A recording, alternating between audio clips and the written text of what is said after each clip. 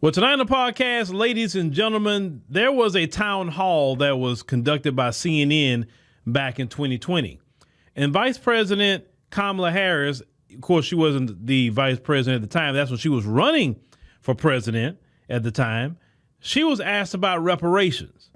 And I want you to hear how she answered back then when she was asked about reparations in the form of cash payments. What specific actions do you plan to take to administer reparations for this unpaid labor? Right. So I'm actually supporting a bill. There's a congresswoman by the name of Sheila Jackson Lee that has written this bill out of the House, which I am supporting, to study exactly what should be the response to your question. But to your point, and to just support your point, look, we had centuries of slavery in this country. We had decades of Jim Crow. We had legalized discrimination and segregation. And then we had de facto discrimination and segregation. And to believe or suggest that those years of treatment and abuse and violence and crimes did not have an impact is to overlook the facts of history. And for that reason, I support the legislation and what we need to do to think about specifically what it means in terms of the next steps. But I thank you for that question. Senator, yes or no, do you support financial reparations? I support that we study that. We should study it and see. But look, really be clear about that. So I'm not going to sit here and say I'm going to do something that's only going to benefit black people. No. You know, the one thing about Vice President Kamala Harris, you have to remember she's a lawyer. So she knows how to talk in circles, but not say anything. And everything that she said, she acknowledged the history of America. But at the end, when Don Lemon asked her specific question, do you support reparations in the form of cash payments? What did she say? Well, I support a study to look into that. But she did not say, yes, I support reparations in the form of cash payments. She didn't say it. She's talking about that scam HR 40, talking about a study. But when there was money for Ukraine, there was no HR whatever number to study that. When it's money that go into Israel every year, it's no study for that. During the time of the pandemic, it was no study for the trillions and trillions of dollars that went out during the pandemic. All these foreign countries get this money every year from the United States. It's no study. But when it comes to us, it's a study. But that study is a stall tactic. And that stall tactic kind of worked back then. That stall tactic won't work now. Sheila Jackson Lee, she just passed away. May she rest in peace, whether you agree with her politics or not. She's not here anymore. And we just got to look at what was her legacy, down the line. But she did not commit to reparations in the form of cash payments. She just talked in circles. What is important today, as she's on the campaign trail, it has to be two questions asked to her, just two. Hey, Vice President Harris, what is your position on reparations in the form of cash payments? We don't want to talk about a study because you don't do a study for Ukraine. You don't do a study for Israel. You don't do a study for everybody else. So what is your position on reparations in the form of cash payments for the descendants of slaves, those the government called the freedmen? What is your position on that? You support that, yes or no? That's how you got to present it. Yes or no? She gonna not say yes. She's not gonna say no for the most. She's not. She's gonna come out and talk around it, explain, and get your mind so far off away from the yes or no question. You understand what I'm saying? The second thing you got to ask her, cases like Sonia Massey, cases like this person, that person, Breonna Taylor, we need an anti-black hate crime bill. If Congress would pass an anti-black hate crime bill and it get on your desk, will you sign it? Yes or no? Do you believe black Americans, those who are called the freedmen, do you believe they need an anti-black hate crime bill?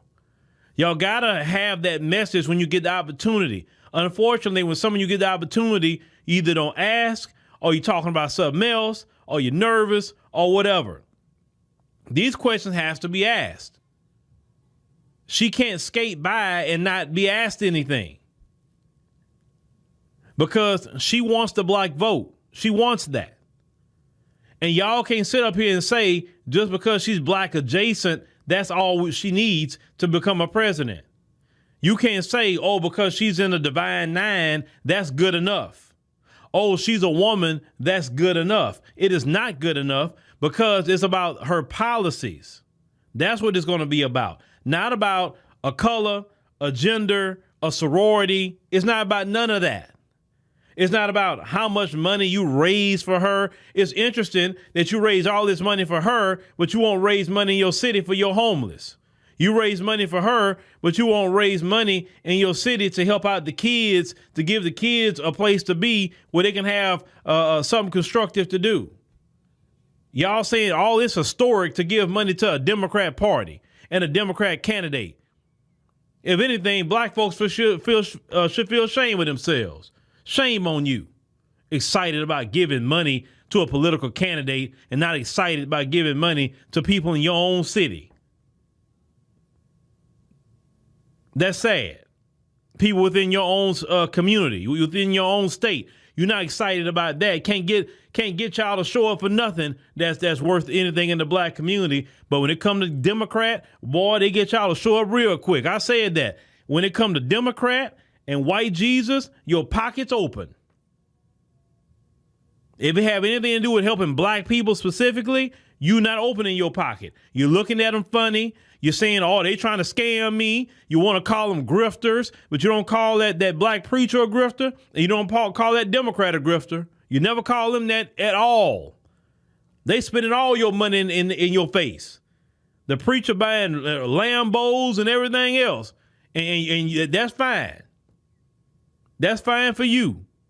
The Democrats can get hundreds of millions of dollars out of you. You don't tell them, hey, we gave you this millions of dollars. Okay, all you people that got on that line and so excited that you gave Kamala some millions of dollars. Okay, fine. You're excited. Now, what are you going to ask what are you going to ask? What are you going to demand her to do now that you put almost $3 million in her pocket? What are you going to demand? Because see, when it comes to those white people that gives her money, they're going to say, hey, okay, I'll give you $10 million, but this is what I need from you when you get in office. And they get things done. And they get things because when that money they giving, it comes with strings attached. Black folk, now we're not talking about the majority. We talking about maybe a half of 1% of black folk that's so excited to get this woman money. They're only happy because of her color and that she's a woman. Not because she's gonna get something to the black community. That, you know what I'm saying? That is the most basic level ideology. And one thing I like about at least African politics, they can never run on that a color, because everybody the same color. No, but in this country, a color. It gets annoying. You're so blinded by color that you can't even see this person, or they go, because it's like this. Y'all trying to play Barack Obama all over again. Listen, Barack Obama did what he did, and he's the only one that's going to get away with that. She's not going to get away with it. I will even say the majority of black America will say, no, what is she going to do? What is she going to do? She's not offering you anything. You know what? How I want to prove she's not even trying to offer you anything or offer the American people a policy by now with hundreds of millions of dollars? Look at her website. This is her website, KamalaHarris.com. Harris for president. With your help, Kamala Harris is ready to win this election more than ever. We need to unite to defeat Donald Trump. Rush a donation today. Rush one. It's a plain thing with her picture. It is her website asking to give money. And if I hit close here, like, where's the policies? Paid for by Harris for president. Where's the policies, ladies and gentlemen? No policies. None. Nothing out here says issues, anything. This is what is on her website. And how can you take her seriously if she has nothing on her website. But let me go to Donald Trump's website. This is Donald Trump's website. I can scroll down here and go to his platform. I can at least read what Donald Trump wants to do. He's spelling it all out, what he wants to do in 20 points. You understand what I'm saying? And he got a lot more. You want to go there, you can. But what I'm saying, this is Donald Trump's site. And this is Kamala Harris. Give me money. But you want to call people online grifters. No issues. Just give me money. But Trump, I can at least go critique him and what he's offering. Then you talking about Project 2025. You can go to Donald Trump's website. It's not even on there. But yet this woman's running around here talking about Project 2025. Vote for me. Reproductive justice. I'm a woman. I'm black. Vote for me. And yet you're not offering anything. You came into the race late with about 100 some odd days to go. And you don't have nothing. Listen, if I had came in that election with 100 days to go, that night I would have my website going with all the issues going. Man, I done got hundreds of millions of dollars. And you mean to tell me I can't get my people to put my issues on the website? Y'all, come on, man. Black folk, come on. Y'all that support Kamala Harris, come on, man. Only thing she say is give me money. And no issues on the site that you can read her and hold her to. I don't take nobody serious like that. I don't take them serious. If you want to talk about the Republican candidate, I can at least take him serious because he actually got something I can hold him down to and ask questions about. This one, just trying to skate in because she a woman or she a black woman, a black adjacent, she's a AKA, that's not going to cut it. That's not going to cut it.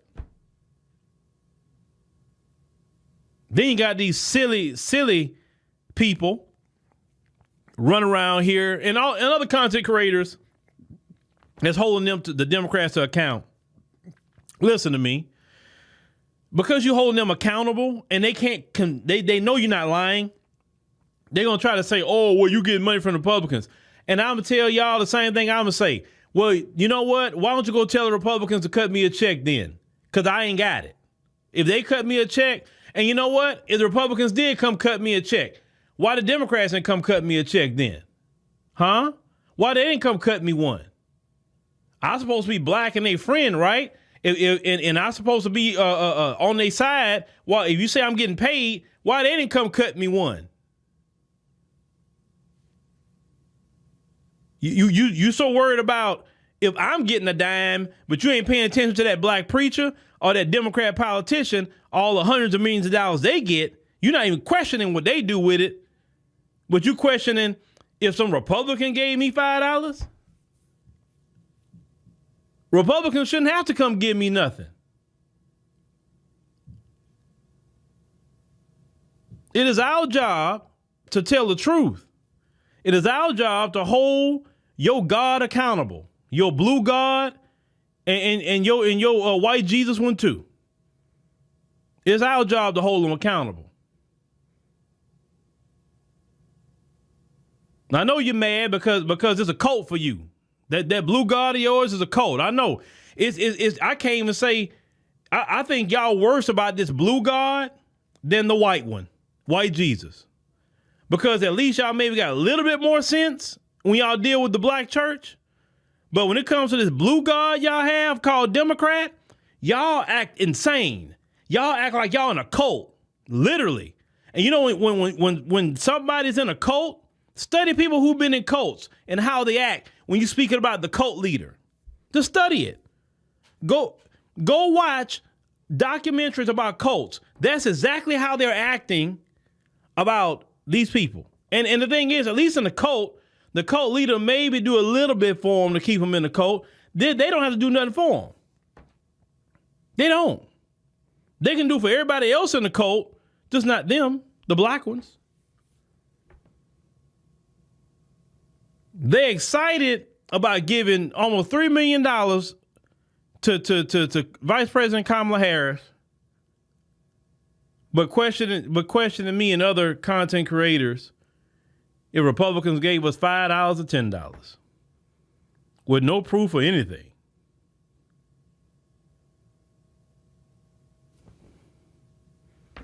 They're in a cult. Bottom line, they're in a cult because when someone is bullying you, when someone is just acting wild and insane with you, they in a cult now. That's not even regular politics. That's a cult. Just as much you got people on the right that's acting cultish behind Trump too. It's on both sides. It's on both sides. You got people that's acting crazy on the right wing with MAGA, and you got people acting crazy and really acting, I think, a little bit more deranged when it comes to the situation with Kamala Harris. And unfortunately, those of us who still have common sense in the Black community, we literally going to have to decouple ourselves from those people and just realize they in a cult now. We can't do nothing for them. Only the true and living God can do something for them at this point. Only thing that we need to do, those of us who have microphones, is to try to save those from the clutches of the cult members at this point. And make sure our people understand that, hey, you don't have to bow down to the cult. You don't have to go along with the cult. If these people don't want to speak to you no more, bye. If they don't want to no longer be your family member, bye. That's what cult do. That's what cult members do. They get away from their family. They get away from their friends. They give all their possessions to the cult. They give all their skills to the cult. They do anything they can for the cult. This is how they're acting. Let them go. Let them go with the cult. You do not have to be a part of that. The shaming, the bullying, and all of that is cultish behavior. Because they're demanding that you be in the same allegiance to the cult they're in. She has not promised us anything. She haven't even wrote down an agenda. Except give me your money.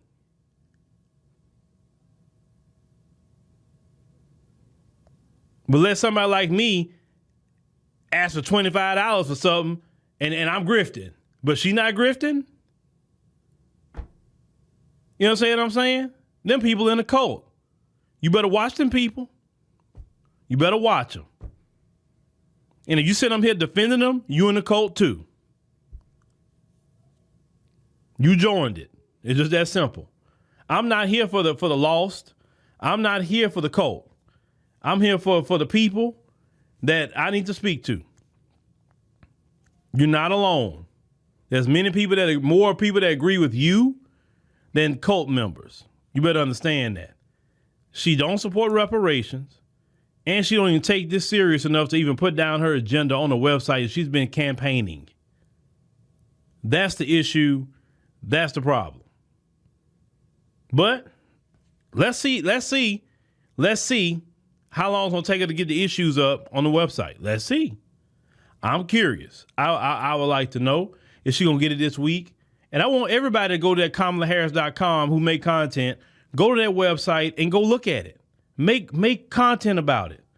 Force them to make her write down the agenda we can hold her to. Just like we can hold Trump to something.